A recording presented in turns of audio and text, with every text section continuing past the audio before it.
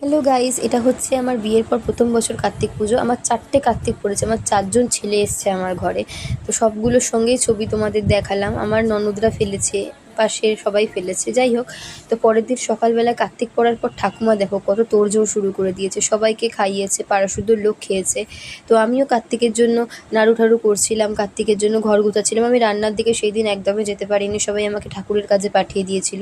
তো দেখো আমি সকলের জন্য নাড়ু বানাচ্ছি, আমার সকল বাচ্চার জন্য, 4টে ছেলের জন্য। সঙ্গে আমার ননদরা খুব কাটাকাটি করেছে, মাসি শাশুড়ি সবাই সবাই, আমার মা বৌদি সবাই এসেছিলো, আমিও রেডি হয়ে চলে এসেছিলাম সবার সাথে। তো ঠাকুরমশাই আসতে এত লেট করছিল যে সবার সঙ্গে একটু ফটো তুলে নিচ্ছিলাম। তো কেমন লাগছে সকলকে একটু জানিও। এটা আমার মা, আর এই হলো আমার 4 পোলা।